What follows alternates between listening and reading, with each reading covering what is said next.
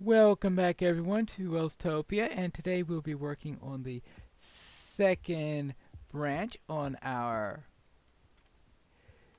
area here, where we'll be working on the green corridor, the water corridor, showing something with water. Now, things weren't completely brilliantly planned here on the interval for these branches.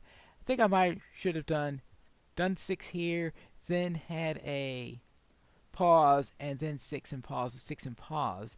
And I think that might have been a better idea, because when I add this here, what's going to happen is, of course, if this is the corridor, then this wall must be brought in at this point. So therefore, instead of 6 of these spruce blocks here, we will actually have a little bit of 3 there. And then I can add these all along here. And of course this will come up to here. I'll have to fill that in later. And that will be our wall there.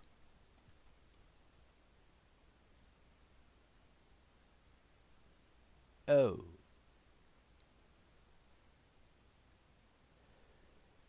Ooh, that'll be a problem.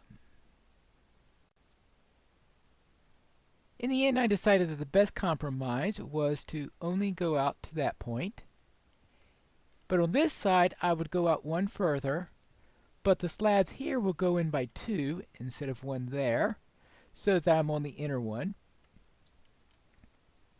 Then once that's done, I can then start with my prismarine brick, which would be my central one going down this way, and I will be alternating with sea lanterns in the same way that I'm alternating with, oh, I just showed on this end, with the glowstone on this end, and of course do this what I was planning to do with the walls.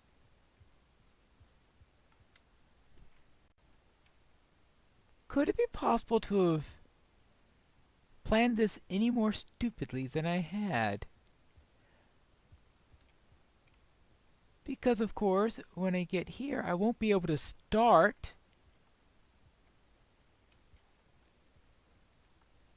until here on the actual walls I want.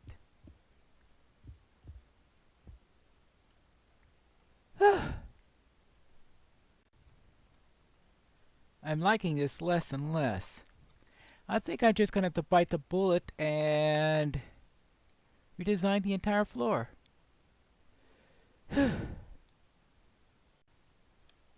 What I'm going to do is to replace the line of prismarine that we have closest to the wall. Replace this with spruce. I'm going to shift this corridor over by 1.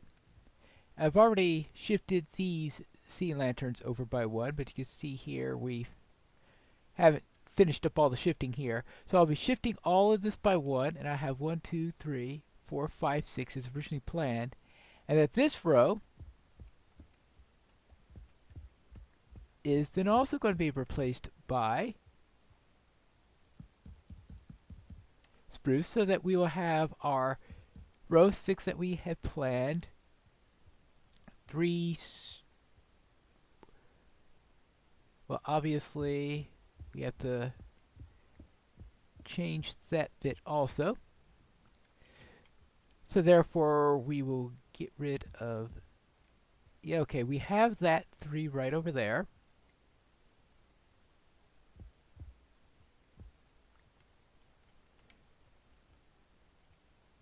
And then going down by 3, and after that we'll have that line of strip there, and that's what we are going to be doing all the way through. Okay, that's what's going on there. We need that to go there, that to go there, and then that will be replaced by that.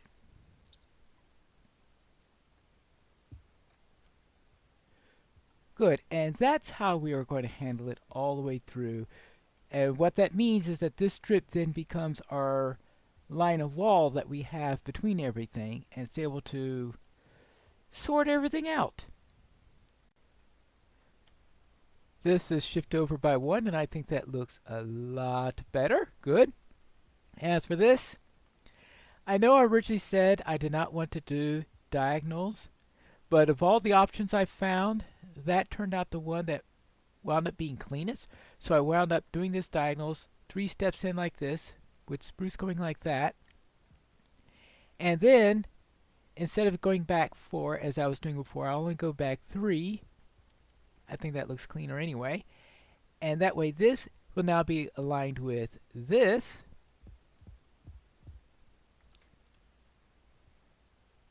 Well, yeah, whenever I see iron, I just grab it. And once I do that, let's fill that back in. And as I was saying, I can now put this up here. There you go. And now that'll form the arch like that I'll be going in there. And then I could start the second area like that. Good. I think that makes a much better transition, and I don't have to worry about those going in like that. So I think that'll be a major improvement. Now it's time to figure out what to do with the walls here. One of the candidates I have is to do this with wool, and to see what I get if I do it with wool around here, and that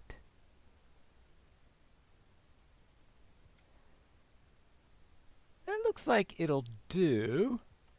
But on this side I'll try something else just to see if anything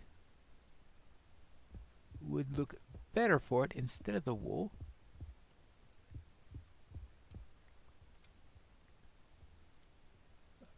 I think I just barely make it. Now, one possibility I was thinking was using melons. Now, I don't think I've ever built with melons before. It's a rather unusual block to use for building, but we'll see.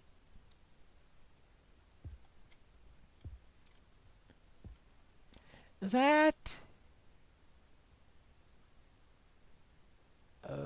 no, I don't think that. Yeah, that clashes. Another possibility is prismarine, though. Yeah, I was pretty sure that wasn't going to work. As for prismarine brick, yeah, I think just not the right shade of green. So therefore, I think wool wins. So we will place it around there. And continue on.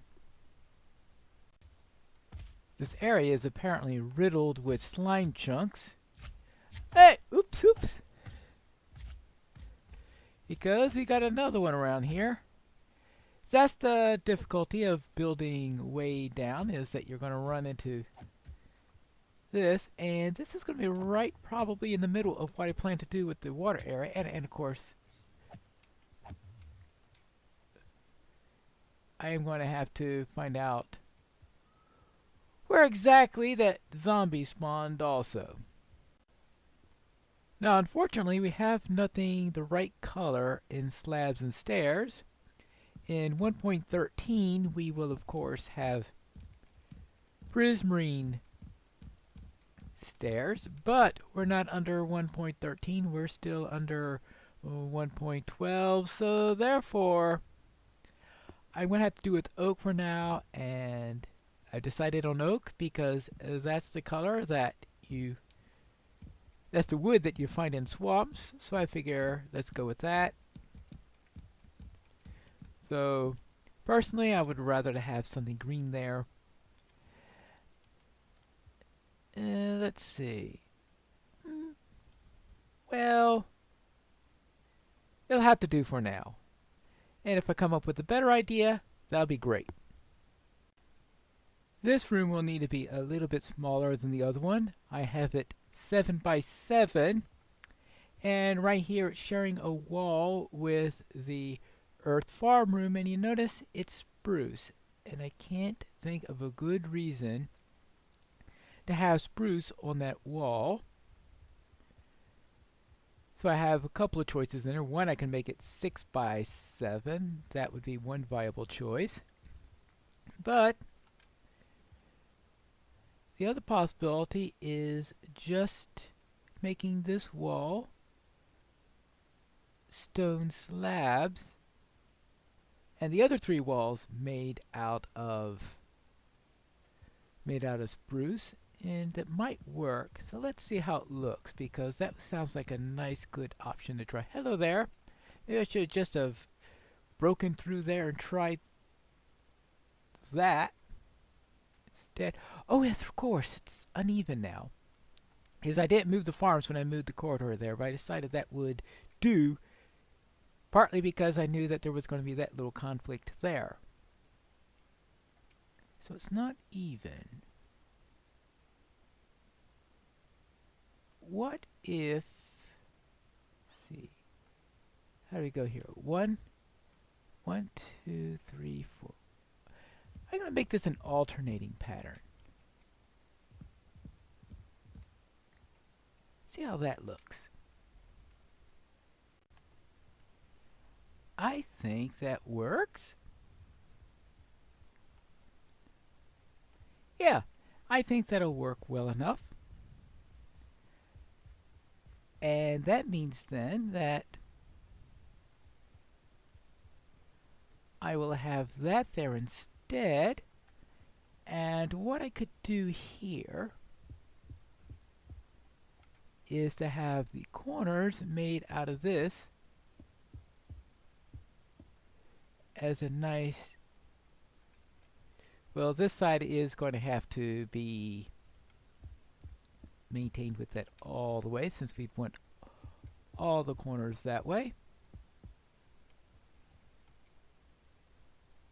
And what we'll do then is 3, 4, 5, 6, 7, 8.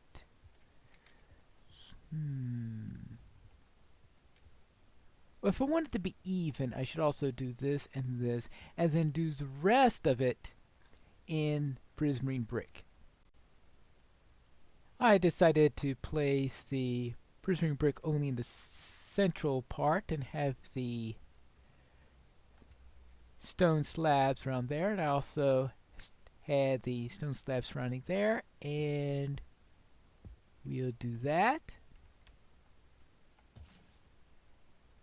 And one fountain. Yeah, I think that'll do.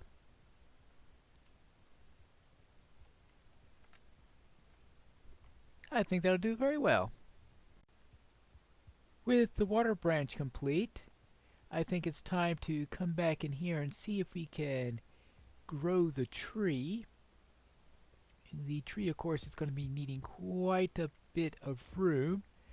Currently, the maximum height I have up there is 11. The minimum height you need for a large spruce tree is 15, and of course I would want to have one of those 2x2 spruce trees rather than a smaller one. So obviously I need more height, and as we found when I did the tree farm, the more height you have, the better it is, because 15 gives you very low odds on being able to grow. And besides, it'll look a lot more impressive if it's taller, because I'm hoping that maybe I'll be able to create some windows up in the upper areas where I'll be able to view it from other levels of the dungeon.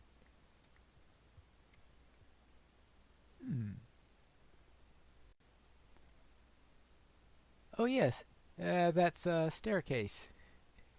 I forget that on occasion. So I have to fill that in, obviously.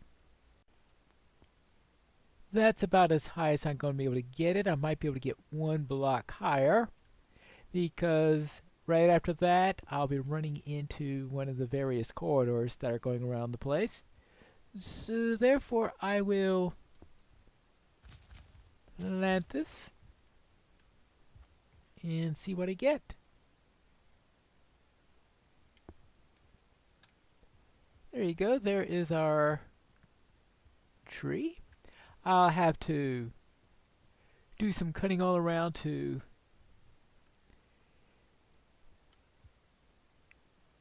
get the rest of it around there, and I'm also going to put some glass above it. And the idea of the glass is to add a little extra measure of safety because I think there's a possibility of some mobs spawning up around there. A creeper spawned up there at one point while I was digging. So therefore I'm going to add a layer of glass. That way there'll be a way to view through there, but if a mob did spawn up there, it won't be able to get through. And that's the current plan, at least.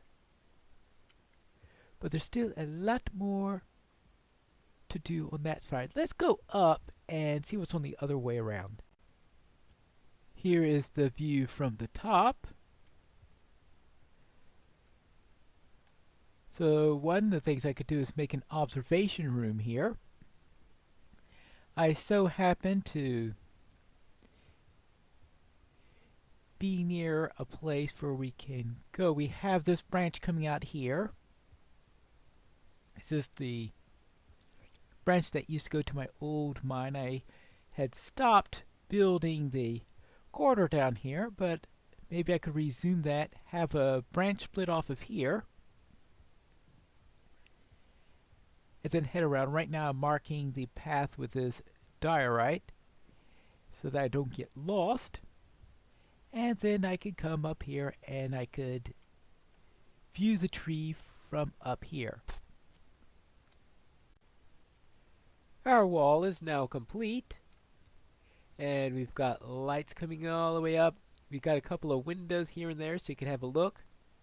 And for the observation platform, we are going to be placing some glass over here.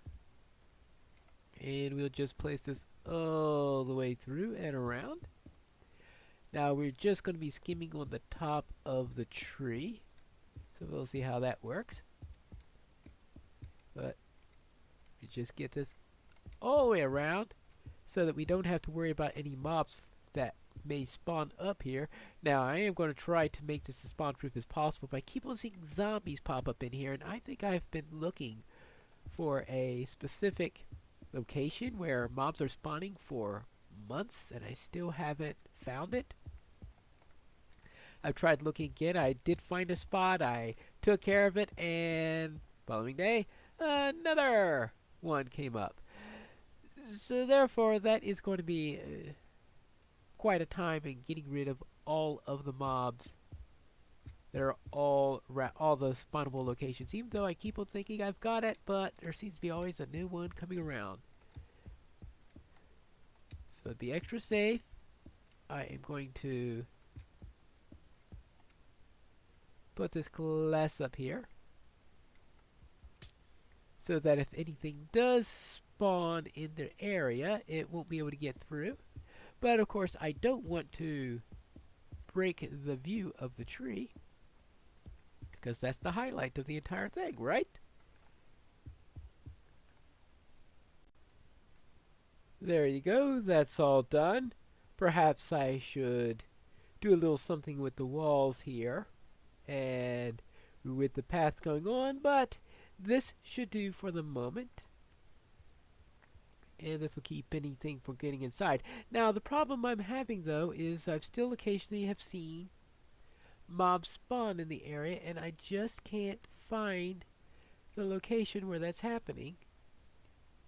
I don't see any ledges or the like up there where they're dropping down from. I did take care of a couple of spots that I saw as I was doing the rounds here, but I don't think any of those are the locations where they were doing, but I haven't seen a mob spawn here in the last few minutes, so maybe it did work. But let's go to the other side and see how it looks down at the bottom.